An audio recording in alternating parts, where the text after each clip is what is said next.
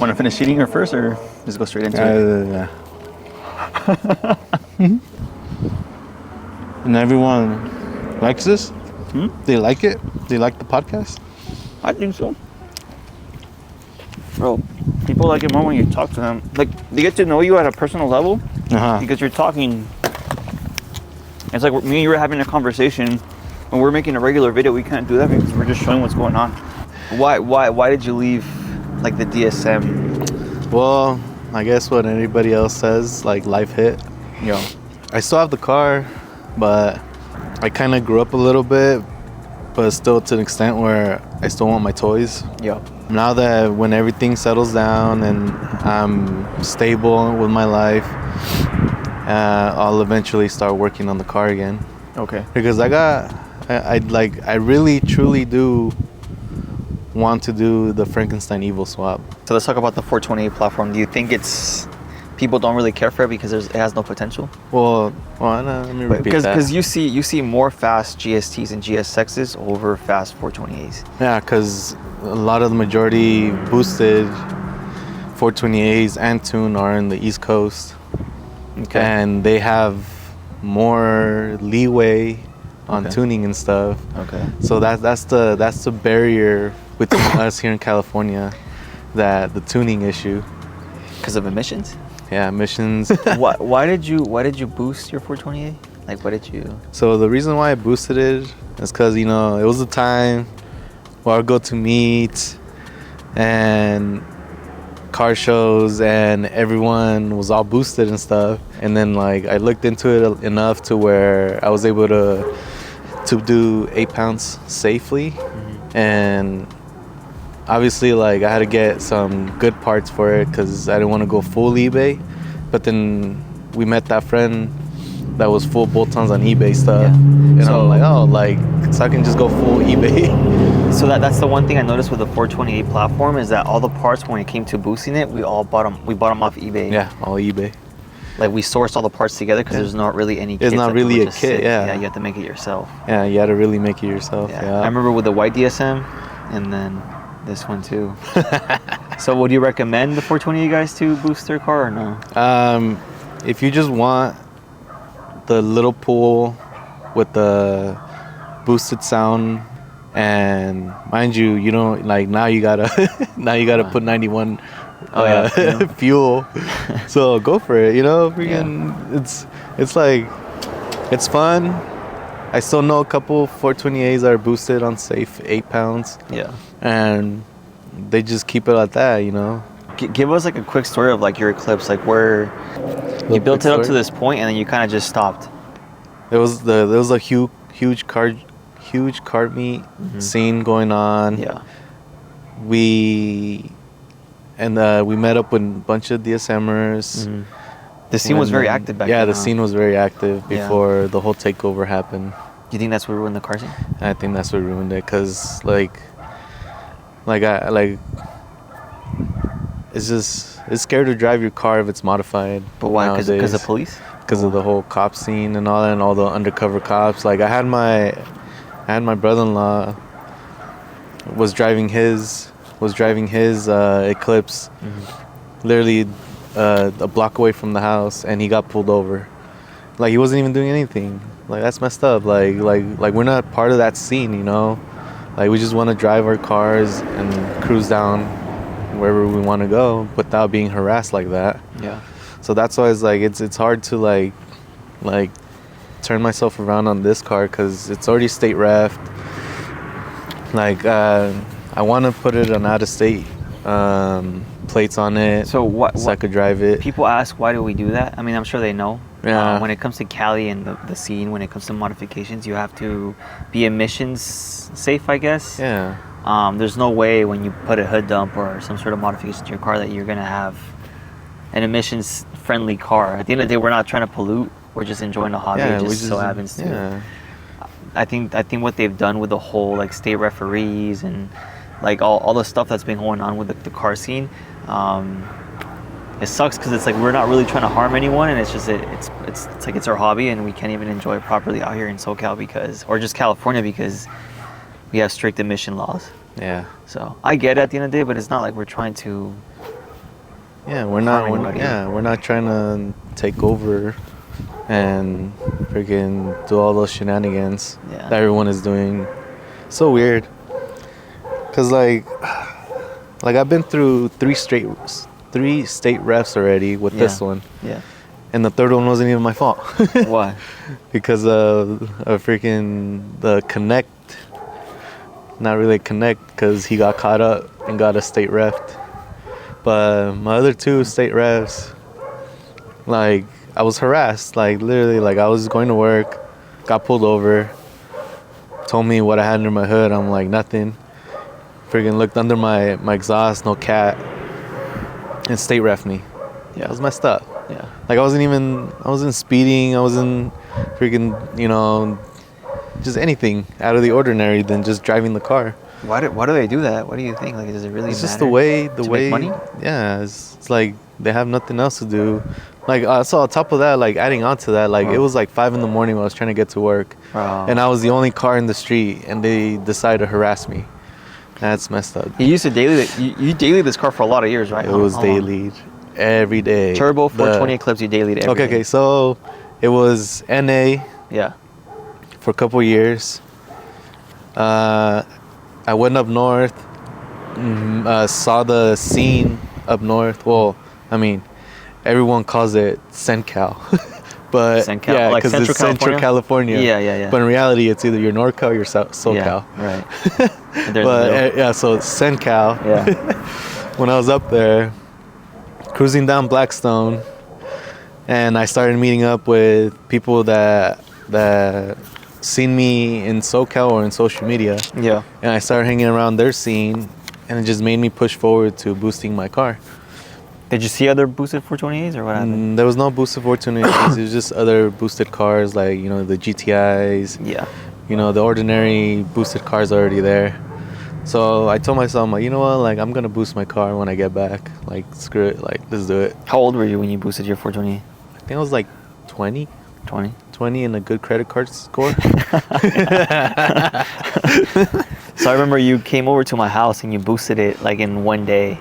Oh, remember? yeah. Oh yeah. Yeah. And it was crazy because like back then it was your daily driver and you had to like whenever you had to modify it or fix it, you had to fix it right away. I had to fix it right away because it was my daily. It was my daily. It was crazy like how often it broke on you too, and you were just always like working on it and trying to get it going for work. Yeah, I mean, you remember the day that I hit you up when I was literally on that freeway where you used to live in Chino? I was like, Miguel, I'm like, what are you doing? I'm like, can I bring my car over? I need to fix it real quick. Yeah, there's all that. Well, we pulled off the whole tranny, swapped out the clutch, put it back on the same day. Took us all day until night. And then back then you worked in construction, so you had to wake up like at what time just to get to work? Super like 4 a.m. just to get ready and then be on the road before 5. And then you had to drive like how many miles? Minimum 50 because it was always an hour, so 50 miles and plus.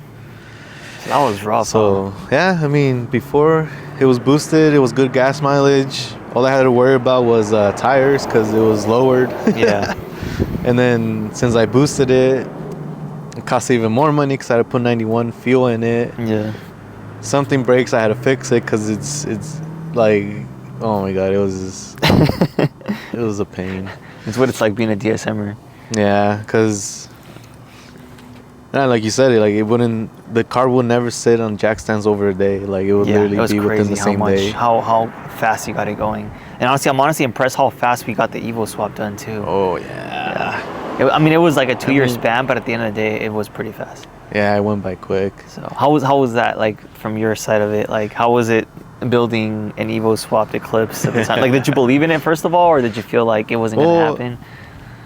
Well, like since I was already like so deep into the car scene, I've seen people swap this, people swap that. Yeah. The main majority one was an LS swap. I'm like, oh gosh. And then once he talked about saying an Evo swap, I was like, ooh. I'm like, okay. I'm like, all right. So, I mean, the moment that we set that motor in your bay, it was different. It was like, this is gonna happen. Yeah. Like this is gonna happen. They would go over basically like it was what, like every Saturday. It was one day every weekend. Yeah, one day every weekend. Like for like a year straight. Yeah, and then you would do your research. You would order the parts. Have all the parts ready. and Have the then we'll garage come in, clean. yeah. And I'll be like, all right, we're gonna do this, and we're gonna film this, and that. Yeah, I remember those times. We would documented everything. Yeah, we documented everything, and it's so funny to look back now, cause like you know, like at the end of the day, I go home. Yeah. And you still stuck with the issue that we're running into that week. Yeah. No, I was like, obsessed with it. I'm like, God damn, like I wonder if Miguel found the answer, found the part that we need. That was when I was big on like forums, YouTube videos, and I yeah. was just trying to figure out how to make it work. And I feel like I don't feel that same motivation with the other cars. I don't know if it's happened to you, where it's like you don't have the same motivation with other cars versus with your car, like your first build. Yeah. Well, yeah, I mean, cause like as you can see, like it's already kind of done. Yeah. It's done for right now. Yeah. Because I've done so much to it, where I'm like, what else can I do to it? Yeah. Like it's either like I customize something unique on it, or like other than that, Just leave it alone. Yeah, leave it alone. And then I have my other daily where I'm like itching to What is it? put something on it, like some wheels, put some maybe spacer. What do you do though for everyone? For everyone, for the Talon, I really want to do aesthetically on it, cause like I could put bolt-ons on it, put a turbo on it and everything, but I like it being a daily driver. Like I like it. But they don't know what you daily though. Oh, so I daily a '97 Eagle Talon. TSI. What is it? What is it? It's an ESI. It's an ESI. There you go. Yeah. Tell them the story with that one first. Oh, okay. So, the Talon was first initiated in Miguel's hands, where he picked it up somewhere out in the desert. Out of the middle of nowhere, dude. Middle of nowhere. I went to get it with a U-Haul truck with my dad. Yeah. Brought it over. He was like, dude, like it keeps cutting off. Like I don't know what's wrong with them. All right, let's go take it for a spin and check it out. Yeah. Took it for a spin. Went to a park, which is a dead end. The moment we do the turnaround, dead end dies. Yeah. We're like, what's happening? Like, oh, it's the relays keep popping, or fuse keeps popping. It was something with the wiring, right? Like, yeah, it was something about wiring. And then friggin' wired it up again, started up, took it back home luckily, and then it died again. Yeah. So then, like again, I go home, you know, go on with my day, but Miguel's still stuck with this problem. Yeah. So then he ended up selling it to one of our good friends, Danny. Yeah. And then he had the same issue too. Oh, he thought it was good because he thought he fixed it, but then it did it again. Yeah. Got it towed. And then he ended up selling it to one of our other homies. Yeah, that thing, so that DSM got passed around to everybody. Got passed around. and then he had it, and then he actually figured it out and did a whole wiring thing going on. Didn't he switch out the wiring harness? Yeah, he switched out the wiring harness, and then he crossed some relays to, I don't know, maybe something's getting more power than it should. Yeah. And then he left it at that. And then he ended up getting a newer car, so he sold the Talon. He was putting the Talon for sale. Yeah. And this is the time when I was dealing the turbo Eclipse, and I was like, dude, like I need a daily. A better like, daily. It's like gas prices are going way too high. Yeah. Oh my god, I need a daily. And then luckily he was like, dude, like I'll sell you the car for $500. I'm like, 500? I'm like, okay, so what's the issue? What's the catch? Yeah. He's like, oh, you don't get wheels, you don't get the carbon hood, you don't get the carbon wing, you don't get anything that's carbon. He stripped it to where it was just body, engine, and I guess the 2 seats. Damn. No wheels, nothing like that. So I'm like, okay. Oh, and he even took the exhaust. The headers and exhaust. Talking about Tony? Yeah. Oh. Okay. So he took all that. So I was like, all right, I guess, $500. Okay. Yeah. Reasonable. Yeah. So I had the Talon sitting there on, what did I do? Oh, it was on jack stands. Yeah, it was on jack stands. And then this What? This little guy over here ends up doing a short on my wiring harness, and then left me underneath the bridge when it was pouring. Damn. And I was like, oh gosh, like that's kind of scary, no? Yeah. So the car wouldn't turn on, like nothing turned on. That's a DSM And moment. I was like, dude, what's going on, dude? Like, That's a DSM moment. Yeah, it's like, what now? And that was the first time I've ever, like, went to the junkyard the next day, got a wiring harness, made sure it was the right connections for the right ECM and everything.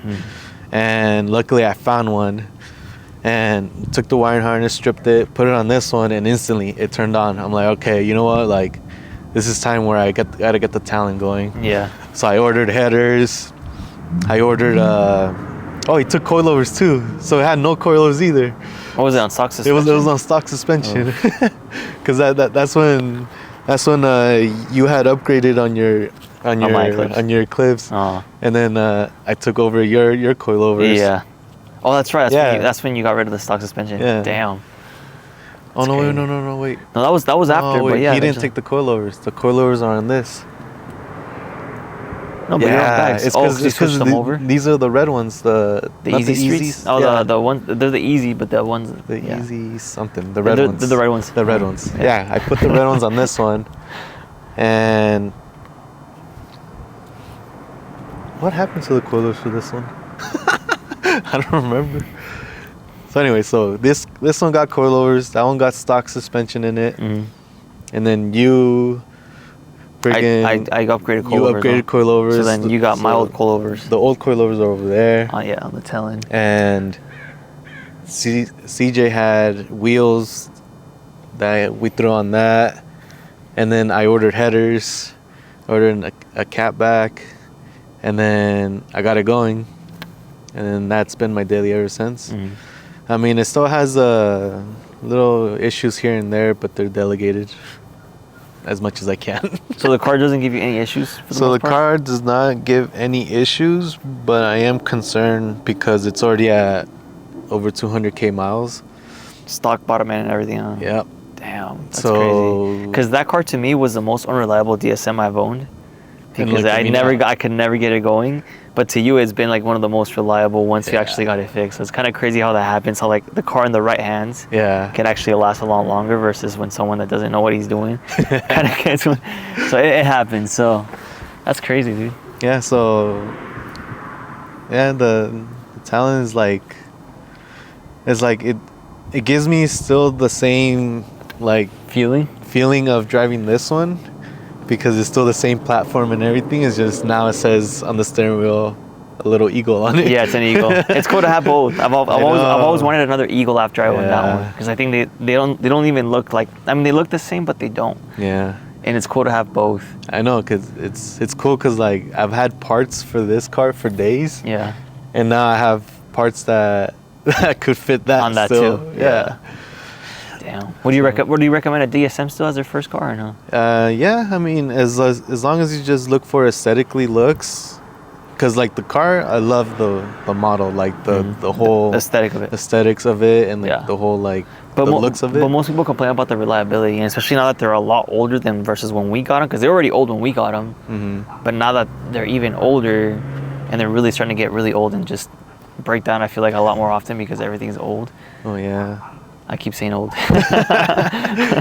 Hey man, this car's the same year as me, so you're calling this old, you're calling me old, man. We're getting older, bro. It's not the same. When we started making videos, we were young. Like if you look back at our old videos, dude, it's just I like our faces know. were a lot. It's crazy, dude. Did you ever see, like when we barely started doing YouTube, did you ever see all this happening, like how it happened now, like how it laid out? No. No, because like it's another thing of looking at life in perspective, is that you just live in the moment. Yeah. And then luckily you had a camera while we were doing it, and now we can look back and see like all the shenanigans we did. I honestly, I don't look at my old videos. You For don't? the most part, no. I try not to, because then I feel like I'm a cringe at everything. But at the same time, it's kind of cool. It's a journal. Yeah, And it it shows how really much you is. progress too, like as a person in your car, everything. And Yeah. everyone that sticks along since the beginning too, it's like they get to see everything kind I of know. develop. And it's like even now that we don't drive our cars, like it's still. But back then, dude, we were like active. We Like, were active. We were driving this one everywhere, mine everywhere. So do you think that happens with age, or what? Why do you think we're like that now? Well, I mean, I don't know. Like, I'm still in that part trying to figure out. Yeah, same here. Because, like I do want to get my dream car still. Yeah, of course. Yeah, and I guess it just becomes a collection where like you start collecting cars. Yeah. So eventually, you know, this one's gonna be stored away, and then the other one's gonna be. Like, I think that's like every car guy's dream is just to like have like a sick collection of cars as they progress in life, and like we can never have too many. I know. But for the average person, it's like we have too many, or they're all junk, or Yeah, but that comes with then, you know, once you go through life. Yeah, I keep saying through life because like I've had a really big changes change in my life right now. That's crazy. What's up, man? We're doing a podcast. Oh, okay. You want to join in?